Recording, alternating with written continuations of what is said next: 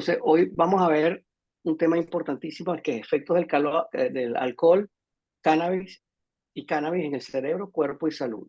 ¿Ok? Yo siempre pongo unas citas y hoy traje 4 citas que tienen que ver con lo que ocurre con el alcohol y con el cannabis. Este señor, no sé si lo conocen, no saben si saben quién es Red Hot Chili Peppers. Allá, ¿tú sabes quién es Red Hot Chili Peppers o no? Sí, una banda. ¿Sí o no? Sí, una banda de rock. Exacto. Lee qué dice ahí, Adriana.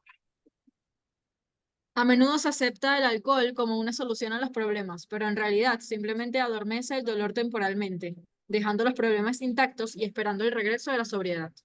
Anthony Kiedis, vocalista de Red Hot Chili Peppers. Este señor plantea algo que es claro, que muchas veces la gente usa el alcohol como tratamiento a la ansiedad y a la depresión. Esto es un clásico y la gente empieza y lejos de ayudar al comienzo puede ser que calme, ya veremos por qué, la ansiedad y la depresión, pero después de un tiempo lo que hace es potenciarla. Y este señor que está acá, que deben haber oído hablar de él, es el piloto del módulo lunar de la misión Apolo 69. Léenos, Adriana, a ver qué decía. Como podía soportar mi consumo de alcohol, o eso creía, y podía consumir mucho alcohol sin emborracharme incontrolablemente, me negué a verlo como un problema. Buzz Aldrin, piloto de módulo lunar, la misión Apolo 11. Esto hoy lo vamos a revisar también y es que mucha gente, la mayoría de la gente que tiene propensión al alcoholismo es gente que el alcohol lo puede manejar muy bien. O sea, no le afecta, se siente mal, no se siente intoxicado y eso es uno de los criterios principales para tener propensión al alcoholismo. Con respecto a la marihuana, léenos este. He visto cómo el consumo excesivo de cannabis puede afectar negativamente la motivación, la claridad mental y la capacidad para alcanzar metas. No es algo que se deba tomar a la ligera. Elon Musk. Esto lo comentó Elon Musk, que ya todos saben quién es, porque pareciera, inclusive se acaba de bajar el grado de severidad del cannabis como droga. Hay como una especie de ligereza en el uso del cannabis, como que es algo natural, que no causa problemas. Y hoy por hoy sabemos con estudios demostrados que produce problemas muy graves. Inclusive aquí en nuestra clínica hemos tratado casos de adolescentes que consumen cannabis y terminan desarrollando psicosis o trastornos bipolares, que cuando se trata el consumo de cannabis termina revirtiendo por completo. O sea que al comienzo eran diagnosticados como un trastorno psicótico, un trastorno bipolar, y al tratarlos, esto cambia. Y este último, Adriana, Si bien hay beneficios terapéuticos potenciales del cannabis, también hay riesgos asociados, especialmente para los adolescentes, cuyos cerebros aún están en desarrollo. esta señora que es la directora del Instituto Nacional sobre el Abuso de Drogas, que es un instituto aquí americano, lo que está es describiendo lo que hemos visto, que el cerebro inmaduro, el cerebro de los jóvenes, sobre todo la región frontal, es muy sensible al consumo de cannabis y se han producido bastantes cambios importantes y daños que vamos a analizar en la clase de hoy. ¿Qué vamos a revisar? Con respecto al alcohol, veremos la historia del consumo de alcohol, qué es el alcohol, patrones de consumo, cómo afecta el cerebro, el eje hipotalámico, cómo afecta el eje hipotálamo hipofisio adrenal, un eje importantísimo que es el eje cerebro hepático intestinal, que tiene que ver con la macrobiota, la tolerancia, el concepto de tolerancia, la disminución de materia gris y blanca como consecuencia del consumo de alcohol, las diferencias interpersonales entre el consumo de alcohol, la predisposición, es decir, la genética que tiene que ver con el alcoholismo.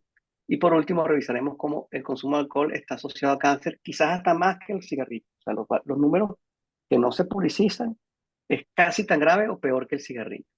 Con respecto a cannabis, revisaremos la historia epidemiológica del consumo de cannabis, veremos la definición, las diferentes especies que hay, cuáles son los compuestos químicos que tiene la marihuana o el cannabis y qué función tiene, cuáles son los receptores que tenemos cannabinoides en nuestro cerebro y qué función tienen los endocannabinoides y sus receptores en el sistema nervioso, los efectos biológicos del cannabis, que tienen que ver con humor, estrés, vigilia y paranoia, y los trastornos de memoria, y otras áreas del cerebro afectadas por THC y CBD.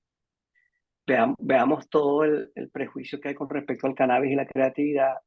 Hay una serie de estudios que fomentan el uso de cannabis para creatividad, que hoy por hoy se sabe que eso no es exactamente así. Veremos cómo hay trastornos en habla en el cannabis, veremos cómo se afecta la libido en el cannabis, la parte hormonal, cómo el consumo de cannabis durante el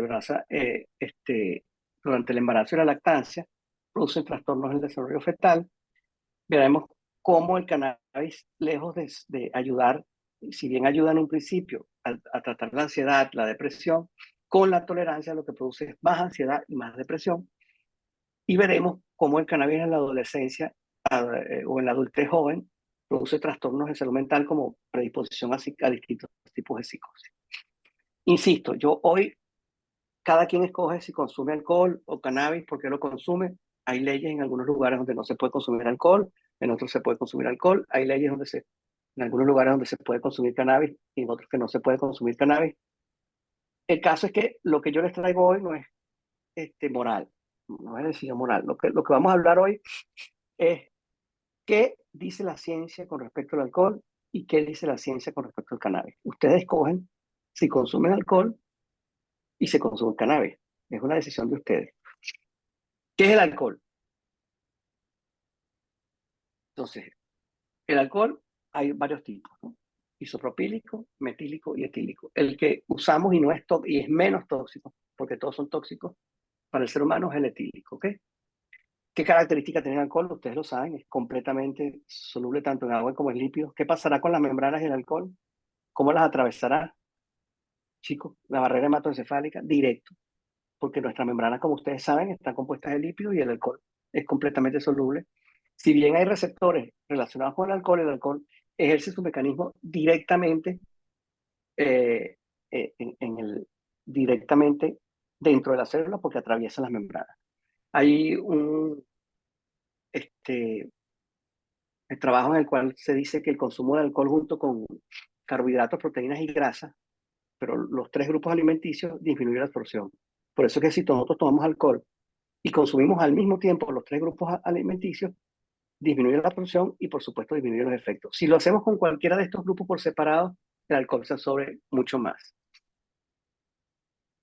Como les dije, no solo produce efectos uniéndose a receptores, sino que entra directamente al final de la célula y produce un daño sustancial en la célula. Es tóxico. Y lo que es tóxico es el acetaldehído. ¿Te acuerdas, Adriana, lo que es el acetaldehído? Lo viste en bioquímica el año pasado. ¿Cómo es el metabolismo del alcohol? El etanol, que es el alcohol etílico, a través de una deshidrogenasa, se transforma en acetaldehído. El acetaldehído, a través de otra deshidrogenasa, se transforma en acetato y en acetilcoenzima A. Lo que realmente puede usar como componente activo que se puede usar durante la digestión es la acetilcoenzima A. Pero se dice que el alcohol en el fondo es, desde el punto de vista calórico, neutro, porque la misma energía que se usa para procesarlo es la energía que terminaría produciendo la acetilcoenzima A. O sea que energéticamente es calorías, lo que llaman calorías vacías. ¿Ok? No produce energía, vitamina y no da ácidos grasos esenciales. ¿Qué patrones de consumo? Y esto quiero que quede claro, estos son los criterios que usan los investigadores para analizar los efectos del alcohol. Hay un consumo alto y es más de 14 tragos semanales. Es decir, o te tomas 2 tragos diarios o te tomas 14 tragos el viernes o 7 el viernes y 7 el sábado, pero más de 14 tragos semanales es considerado consumo alto. Moderado es entre 7 y 14 tragos semanales y por supuesto bajo menos de 7 tragos semanales y ahí está el consumo cero. Estos son los criterios que usan internacionalmente todos los investigadores para clasificar el uso del alcohol. Entonces, ¿qué efecto bioquímico tiene en el cerebro? Ya les comenté que cruza la barrera hematoencefálica y afecta la corteza prefrontal, donde como ustedes bien saben, está la planificación, el juicio, la supresión de conductas instintivas, y a través de los receptores GABA produce una inhibición top-down, o sea que de alguna manera inhibe todas el efecto esencial de la corteza prefrontal, que es el control. Por eso es que ustedes ven en las fiestas que la gente pierde el juicio, pierde la planificación, tiene conductas impulsivas, como consecuencia de ese efecto directo a través de los receptores GABA a nivel de la corteza prefrontal. Es un efecto inmediato por su solubilidad y pasa la barrera hematocefálica directamente. Hay, además de eso, un efecto crónico y tardío. Y aunque no estés consumiendo, si tú consumes 14 tragos a la semana, o sea que tienes un consumo alto, así sea los fines de semana, está demostrado que durante la semana la persona aumenta la impulsividad como consecuencia de un cambio en la plasticidad. Y ustedes deben saber, deben ver, conocer gente que toma nada más los fines de semana y entre semanas son personas irritables, impulsivas, que no controlan los impulsos. Cuando se pasan 6 meses sin consumir, estos efectos de cambios crónicos en el alcoholismo son reversibles. O sea, hay cambios plásticos que son reversibles con la disminución del consumo. Lo vemos aquí en pacientes que llegan con actitudes agresivas, descontroladas, que no siguen las leyes, que son impulsivos, y a los 6 meses es otra persona. O sea, cambia realmente la personalidad del consumo de alcohol. Produce una hiperactividad de las neuronas serotoninérgicas, y por eso es que uno siente ese bienestar, ese ánimo, esa imagen corporal. Uno se toma el trago y siente que, qué sé yo, que puede todo, que soy el más buen mozo, el que más puedo, y voy para adelante es para allá. Y eso es consecuencia de la hiperactividad de las neuronas serotoninérgicas. Sigamos con los efectos neuroquímicos y bioquímicos en el cerebro, y está demostrado que afecta la formación y almacenamiento de memoria en el hipocampo. Hay una pérdida de memoria que puede llegar hasta una pérdida de memoria, que es el famoso blackout, que es que la gente toma y después no recuerda absolutamente nada de lo que hizo anoche. Pero si te paraste en la mesa, brincaste, le diste una cachetada a no sé quién, te pusiste grosero con no sé dónde, pues yo no me acuerdo nada. Se levanta en la mañana y hay un blackout. Estas personas con tendencia al blackout son más propensas a tener un trastorno adictivo al alcohol. No todos hacemos blackout, pero la gente que hace blackout se ha demostrado que tienen más probabilidades de ser blackout. Entonces, cuando se consume alcohol, hay dos grupos de individuos. Unos que tienen euforia, hipervigilia más larga, y son estos que terminan en blackout, tienen mayor predisposición, y hay unos que no se toman una copa y enseguida entran en una fase de depresión sensorial y hipovigilia y se quedan dormidos. Esos tienen menor predisposición al alcoholismo. O sea, y eso es una condición genética. Estos que refieren blackout, como les acabo de decir, tienen mayor predisposición al alcoholismo. Hablemos entonces del eje hipotálamo hipofisiario adrenal y cómo se ve afectado por el alcohol. Tenemos que el eje hipotálamo hipofisiario adrenal regula el equilibrio entre lo que es estresante y lo que no es estresante. Ustedes lo saben, ustedes lo vimos ya. Entonces tenemos a nivel del hipotálamo, se libera CRH, que activa a nivel de la hipófisis ACTH, y eso a nivel de la glándula suprarrenal libera cortisol. El consumo de alcohol aumenta el cortisol de manera crónica. O sea, trae como consecuencia una activación del eje hipotálamo hipofisiario adrenal. El paciente tiene, a largo plazo, el paciente siente más ansiedad, más estrés cuando no está bebiendo. Y eso trae como consecuencia que quiera beber.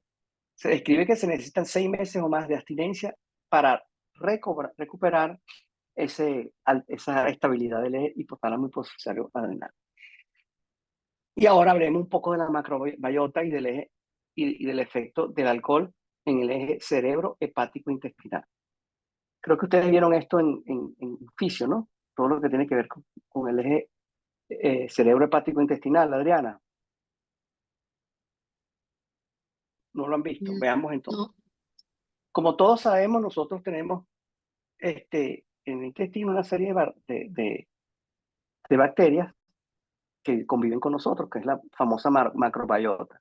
Y que esa macrobiota, todos ustedes saben que pesa como 5 kilos, 5 o 6 kilos de nuestro cuerpo. Nada más 5 o 6 kilos tiene que ver con esa, que el 99% de la serotonina se produce ahí, que algunos dicen que son nuestras mascotas, otros dicen que nosotros somos las mascotas de ellos.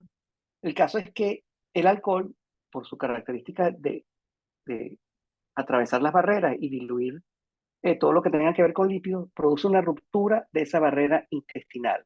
Esa ruptura, como consecuencia del alcohol, hace que microcantidades de bacterias lleguen al hígado y lo que llama una translocación bacteriana. Esa translocación bacteriana produce una infección en el hígado, lo que trae como consecuencia que se produzca una infiltración sistémica de endotoxinas, y esa infiltración trae como consecuencia una infiltración a nivel del sistema nervioso central, porque se produce una ruptura de la barrera hematoencefálica. Todo esto como consecuencia del consumo de alcohol.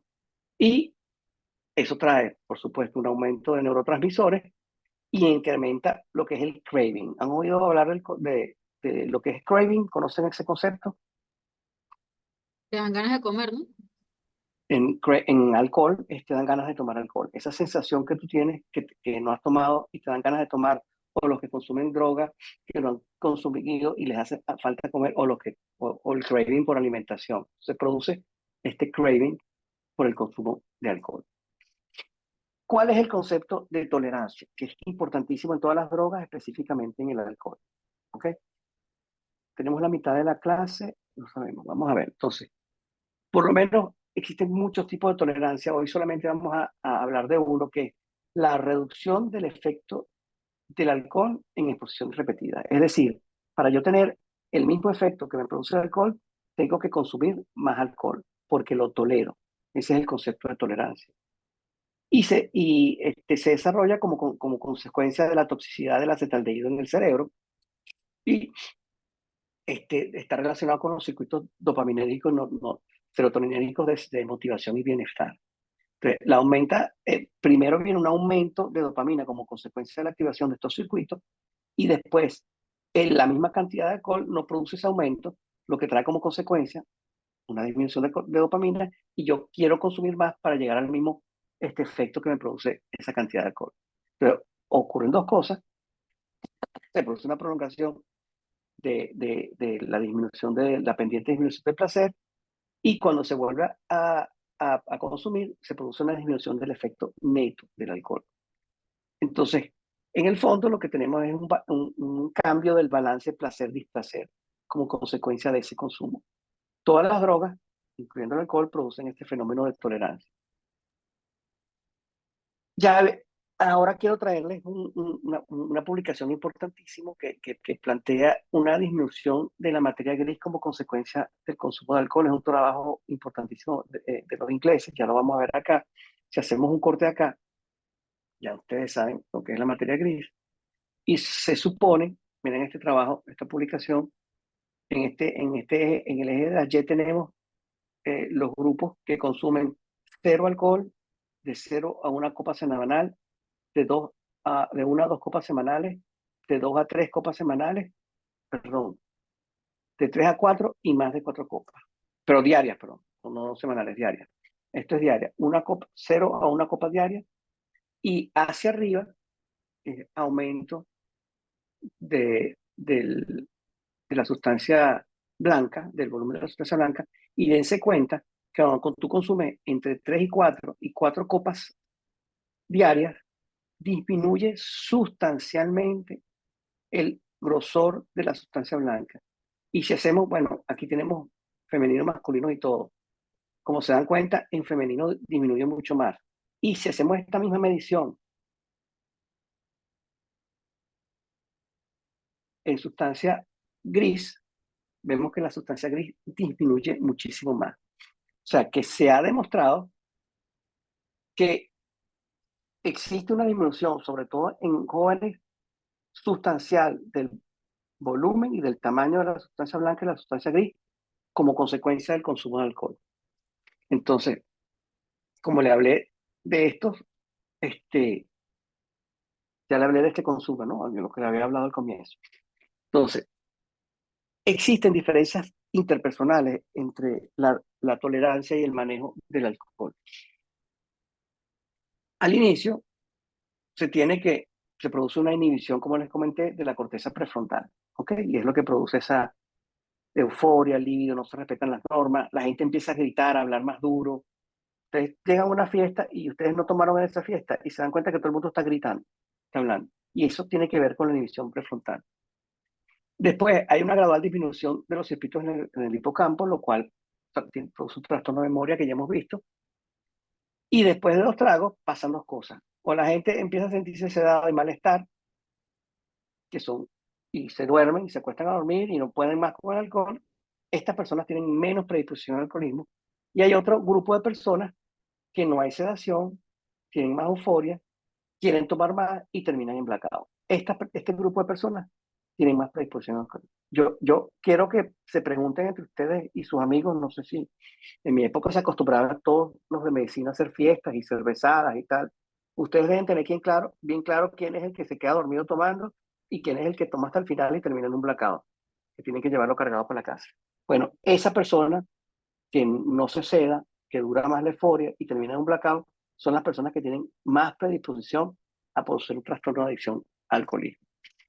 Entonces, hay una parte genética que tiene que ver con los circuitos de serotonina, los circuitos de GABA, el eje hipotálamo y pulsar adrenal, sería la parte de factores ambientales, y la parte genética tiene que ver con los niveles de esta enzima que hablamos al comienzo, que se ha visto que en las poblaciones asiáticas y nativas está disminuida, y siempre que haya consumo antes de los 20 años, existe mayor probabilidad de que se desarrolle un alcoholismo. Para terminar de alcohol, hoy está claro que la metilación del ADN como consecuencia del consumo de alcohol hace que haya mayor probabilidad de cáncer de mama entre un 4, diferentes trabajos, entre 4 y 13% de riesgo aumentado por cada 10 gramos, que es un trago de alcohol por día. Es decir, si tú te tomas un trago diario de alcohol como mujer, multiplica ese 13 o el 4, el que tú prefieras, pongamos que 10, tienes 40%, si tomas 3 días a la semana o 4 días a la semana, tienes 40% más probabilidad de tener cáncer. ¿Ok? ¿Por qué se produce eso? Se presenta que hay un trastorno en la regulación de las vías inflamatorias por la toxicidad del alcohol y la gente no lo pone, lo ponen en las botellas, pero la incidencia de la relación entre alcohol y cáncer es tan grande, tan importante como la del consumo de nicotina, y se sabe que el consumo de ácido fólico y vitamina 12, B12, protege a esta metilación del ADN que produce el alcohol. Esta no es la que está. Ok, y vamos a hablar de cannabis. Vamos a saltar esto para no perder tiempo. Entonces empecemos ahora un poco a hablar de cannabis. Vamos a hablar primero de la historia de cannabis. Voy a pararme aquí. ¿Cuánto tenemos? Entonces tenemos media hora, ¿no? ¿Qué hora es ahorita, niños? Sí, media hora, profe. Ok, Son las quizás corrí un 12:35. poco. Quizás corrí un poco porque quería cubrir todo, ¿no? ¿Hay alguna pregunta con respecto al alcohol? ¿Hay algo que quieran comentar? Creo Seguimos que con no. cannabis. Seguimos con cannabis. Sí. Hablemos entonces de la historia del cannabis. En esta en unas excavaciones arqueológicas en una aldea china que se llama Tipanpo, fue cuando primero se encontró utensilios y ramas donde se piensa que fue el primer consumo de cannabis. Es más, en 2737 años antes de Cristo, en otro lugar chino, se describía, hay un libro, una farmacopea donde se usaba el cannabis para el tratamiento de enfermedades. Y también en textos hindúes 1000 años antes de Cristo ya se hablaba del cannabis como para el tratamiento médico. Con la conquista española en el 1500 es que se empieza a usar el cannabis, y este señor fue el primero que produce de estos elixir basado en cannabis, y que se usaba para la tos, para trabajar la tos. Entonces ya desde 1900 ya se empezaba a hablar del cannabis como medicinal. hasta 1914, que en el Harrison Act se prohibió el uso de cannabis por las consecuencias que traía, y en 1937 se produjo la primera ley en contra del cannabis. Hoy por hoy sabemos que es declarado el consumo legal en Canadá. En Estados Unidos el mes pasado se declaró que se le bajó el nivel de importancia del cannabis como droga, o sea que ya se declara como que no es tan grave como otras drogas, como la cocaína y epidemiología. Entonces, el alcohol lo consumen 2.300 millones de personas, la nicotina 1.100 millones y el cannabis es mucho menos, 180 millones. Entonces, cannabis es una planta, es una herbácea de la familia Cannabisaceae, que incluye varias especies. Entonces tenemos la sativa, que tiene la característica de ser estimulante, vigil, enfocada y produce menos percepción del dolor, o sea, disminuye el dolor. Esta es la famosa sativa. Y la índica, que es relajante y produce somnolencia. Para acordarse, mucha gente aquí habla de la índica como in the couch, porque los que consumen índica están tirados todo el día en el sofá y no se paran de ahí. Pues la nombran índica como in the couch. Y la sativa es todo lo contrario. Esta es la índica. Esta, la ruderalis, no es muy conocida, pero esta que está acá.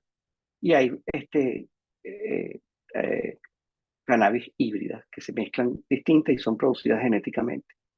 ¿Qué compuestos químicos tiene el cannabis? Alrededor de 140 compuestos biológicos, y de esos solo 70 son psicoactivos, es decir, que producen cambios en la psique. Y el más importante es el famoso THC, que es el tetrahidrocannabinol, el nombre completo, delta 9 tetrahidrocannabinol, y el CBD o CBD, que es el cannabidiol, y el CBN, que es el cannabinol. Estos son los tres compuestos principales, los dos de arriba son los más que vamos a revisar hoy. Hoy hay una nomenclatura con respecto a los tipos de cannabis. El tipo 1 tiene más THC que CBD, el tipo 2 tiene la misma cantidad de CBD que THC, el tipo 3 tiene más CBD que THC. Entonces, ahora en los trabajos de investigación, cuando uno hace análisis, habla de cannabinoides tipo 1, cannabis tipo 1, cannabis tipo 2 y cannabis tipo 3, dependiendo de la proporción que tengan de THC y de CBD.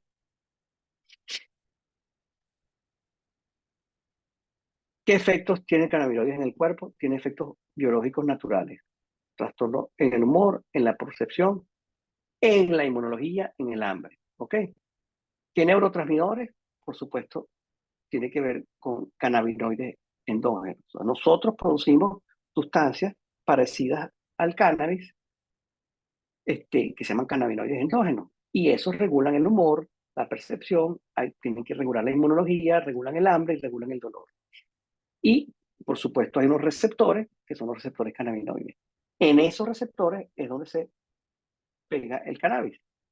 El CBD y el THC tienen 1000 veces mayor afinidad que los cannabinoides endógenos. Ustedes saben lo que es afinidad, ustedes ya lo han visto, lo van a ver en farmacología. Eso significa que si están en una carrera, es como poner a correr un Volkswagen con un Ferrari. ¿Quién va a ganar? Es obvio que va a ganar el Ferrari, pero los naturales son los Volkswagen. Es decir, que no tienen chance de ocupar esos receptores, los cannabinoides naturales, y siempre van a ser ocupados por el THC y el CBD de la marihuana, es decir, del cannabis. Y eso es lo que trae como consecuencia la adicción. Esto es una concepción errada típica. El cannabis proviene de las plantas, es natural, tenemos receptores en nuestro cuerpo, pues no puede ser dañina. Falso. Es muy dañina. Y sobre todo en los cerebros en desarrollo, tanto en el feto como en los adolescentes. Produce daños que pueden ser irreversibles. ¿Qué función tienen los neurotransmisores endocannabinoides? Aquí tenemos el EAE, que es la andadamida, que lo que es esa que se libera cuando tenemos el éxtasis del corredor, y lo que cambia es el estado de ánimo, la memoria, el apetito y la percepción de dolor. Y el 2AG, que el 2AY, que tiene que ver con la regulación del apetito, señalización del dolor y protección neuronal. No sé si habrán visto estos neurotransmisores cannabinoides en fisiología o en fisiopato. Adriana, No, profe, que no, no. primera vez que los oyen, ¿no? Entonces, ¿cómo funcionan? De alguna manera, estos receptores cannabinoides son receptores presinápticos y modulan, perdón, se me fue para atrás, modulan la liberación de neurotransmisores a nivel presináptico. La gran mayoría de los receptores para endocannabinoides son receptores presinápticos que modulan la liberación de otros neurotransmisores y que tienen que ver, como les acabo de decir, con el estado de ánimo, la memoria, el apetito, la percepción de dolor y la protección neuronal. Por supuesto, tienen diferentes efectos dependiendo de la zona del cerebro. En un lado producen potenciación, en otro lado producen depresión. O sea que el cannabinoide puede ser excitatorio para algunas zonas del cerebro e inhibitorio por potenciación a largo plazo y depresión a largo plazo, mecanismos que ustedes ya conocen de plasticidad neuronal. ¿Qué receptores conocemos principalmente? El CB1, que es el receptor más común en el sistema nervioso, y el CB2 es el que se ve más en tejidos corporales como hígado, células inmunes y genitales. Entonces tenemos receptores cannabinoides de endocannabinoides, CB1 y CB2. ¿Qué efectos biológicos tiene el cannabis? Primero, es lipofílico. Es decir, que los efectos son muy rápidos porque atraviesa las barreras, inclusive la barrera hematoencefálica. Y la barrera a nivel de los pulmones pasa sangre rapidísimo y los efectos se ven en menos de 30 segundos que la persona empieza a fumar. A los 60 minutos viene el efecto pico y el efecto puede durar hasta 4 horas por su metabolismo. Lo importante es que como es lipofílico, los adipocitos los almacenan se almacena en la grasa y mientras más grasa haya, se ha visto que puede ser detectable hasta 80 días después. Es decir, las pruebas de cannabis que usamos para los pacientes con adicción salen positivas 80 días después de haber consumido el cannabis porque se almacena en los adipocitos. Hay, como les dije, vamos a hablar de dos tipos de cannabis. Vamos a hablar primero de la sativa. La sativa trae como consecuencia que la gente está feliz, habladora,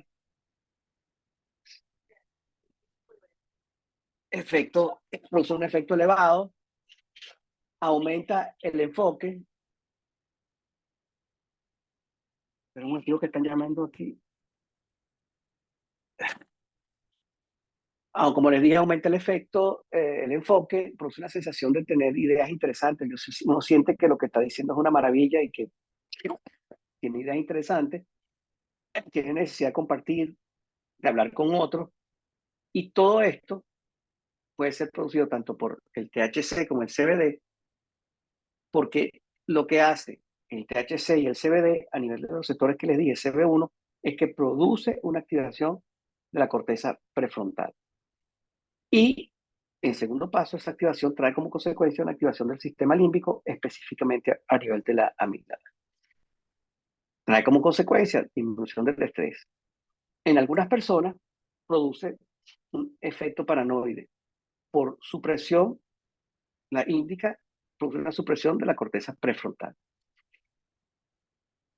En la memoria se produce un trastorno de memoria a corto plazo y las dos especies lo producen, una disminución de los circuitos del hipocampo que controlan la memoria, y a nivel del sistema motor hay un trastorno a nivel de los ganglios basales, cerebelo, disminuye las secreciones, a través de los receptores CB2 se produce una disminución de las secreciones de las lágrimas, lo cual produce ojos rojos, boca seca, y a nivel del hipotálamo produce, a través de los receptores CB1, produce un trastorno del apetito y es que hay una especie de preocupación por el consumo, sobre todo los que tienen alta cantidad de carbohidratos. Y pareciera que tiene que ver Por eso es que ustedes ven en todas las películas que siempre los que están consumiendo marihuana tienen el famoso monchi. ¿Han oído el término monchi, Adriana? Sí, que dan ganas como de comer demasiado. Sí, y sobre todo que tengan carbohidratos. Es típico comedera de pizza y van a la pizzería y piden pizza. Y hay una regulación de la glicemia a través del intestino. En cambio, el control del dolor que se produce a nivel de la médula con los receptores CB1 está relacionado en ese lugar específico de modulación del dolor que ya vimos cuando vimos dolor, que motiva el uso del cannabinoide. Algunas personas consiguen que al consumir cannabinoides calman esa ansiedad. Entonces, tienen una fiesta, tienen una reunión y se dan cuenta que no se sienten mal cuando llegan a la fiesta porque tienen ansiedad social y trae como consecuencia que cada vez que vengan a la fiesta quieren consumir porque se sienten bien en la fiesta. Hay una euforia, algunas personas la utilizan para inducir el sueño, lo cual es fatal porque en una primera fase induce el sueño, pero después de mucho tiempo por la tolerancia produce insomnio. Algunos piensan que la cannabis, como esa sensación de que yo sé más, que me lo sé todo, produce creatividad y algunos artistas la usan para mejorar la creatividad. Algunas personas piensan que aumenta la libido, entonces deciden que para tener relaciones lo más rico es compartir un porro, porque las relaciones van a ser maravillosas, y entre otras. Veamos un trabajo que se hizo como con creatividad y cannabinoides. Y en este trabajo se estableció que la actividad tiene dos procesos. O sea, que la creatividad como tal es un proceso, no un evento como tal, pero que tiene dos tipos de fases. Una fase en que se da pensamiento divergente, es decir, una fase en donde se hace brainstorming, donde tú estás pensando todas las ideas y todas las posibilidades. Y después tienes que recoger cabullas, porque tienes que llegar, después de hacer el brainstorming de todas las ideas posibles, tú tienes que usar pensamiento convergente para llegar a la solución final. Entonces, la creatividad tiene una fase de pensamiento divergente y una fase de pensamiento convergente. Pareciera que hoy por hoy se sabe que el aumento de dopamina y la enfermedad mental, como el trastorno bipolar, aumentan la primera fase, que es el pensamiento divergente. La gente tiene muchas ideas y pareciera, ahí los dije, pensamiento divergente, en este trabajo lo que describen, que es mira que interesante el nombre. Mary James es el nombre que se daba a la marihuana, sobre todo en los 70. Realmente Mary James me inspira. Entonces están tratando de entender si realmente el uso del cannabis produce aumento de la actividad, y lo que se sabe es que existe una relación entre el nivel de dopamina y el pensamiento divergente aquí en el eje de las X. Y pareciera que hay una fase en la cual aumenta el pensamiento divergente, y cuando aumenta la dopamina o lo que produzca dopamina, después hay una disminución de ese pensamiento divergente. Lo otro es que no todo el mundo le aumenta la credibilidad. El cannabis pareciera que tiene que ver con algunas personas, pareciera que tiene que ver no por la credibilidad, sino que disminuye la ansiedad, y que solo aumenta el pensamiento divergente, pero después la gente no concreta, y pareciera que no está relacionado con los circuitos de creatividad. O sea, que es una especie de mito el hecho de que la marihuana me ayuda a ser más creativo. ¿Qué se sabe de cannabis y líbido? Eh, Pareciera que está indicado en el trastorno de hipoactividad sexual, que es una prevalencia entre 15 y 30% en hombres y 30 y 50% por las mujeres, y lo mismo que es un proceso en un evento, y pareciera que la cannabis está relacionada con el aumento de dopamina y oxitocina, y este, pareciera sí ayudar en la parte que tiene que ver con el libido. Por otro lado, en este trabajo pareciera que la prolactina aumenta y modula a nivel del núcleo accumbens, y pareciera que fomenta este núcleo erótico. Entonces, pareciera que hay dos grupos con el uso de cannabis y estimulación erótica. Uno que sí produce una ayuda en la estimulación erótica, y otro que no la produce. Esto que sí la produce aumenta la prolactina, disminuye la actividad del núcleo accumbens y disminuye dopamina, los que no les produce excitación. En cambio, hay otro grupo que disminuye la cantidad de prolactina, aumenta la actividad del núcleo accumbens y dopamina. O sea que el cannabis como tal pareciera que sí produce aumento de la libido, pero no a todo el mundo. O sea que es específico a un grupo de personas. Pareciera que en el embarazo aumenta la prolactina y por eso es que en el puerperio disminuye la libido. También está demostrado que la cannabis disminuye la testosterona y que la cannabis aumenta la actividad de la glándula mamaria y el cáncer de mama. ¿Qué diferencia entre cannabis fumada y vapeada? La cannabis vapeada produce un daño endotelial irreversible. Yo no sé cómo está el consumo de vape ahí en Venezuela, Adriana. La gente compra sus aparaticos y los usa mucho y O sea, menos que antes, pero sí todavía, porque como lo prohibieron, pero sí todavía hay bastantes personas que lo usan, pero menos que está antes, prohibido, obviamente. está prohibido en Venezuela. Y aquí eso le salió en Gaceta Oficial, la prohibición. Ah, no lo sabía. Qué bueno, porque el daño endotelial es marcadísimo y la cantidad tanto de nicotina como de cannabis es altísima y los daños, sobre todo en jóvenes, son irreversibles.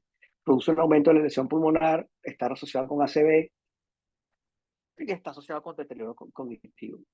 Sabemos que el cannabis en el feto, el consumo de cannabis en Estados Unidos, hoy por hoy se sabe que en el 15% de los embarazos consumen cannabis. Es decir, de cada 100 personas embarazadas, el 15% consume cannabis y piensan que le están haciendo bien al feto.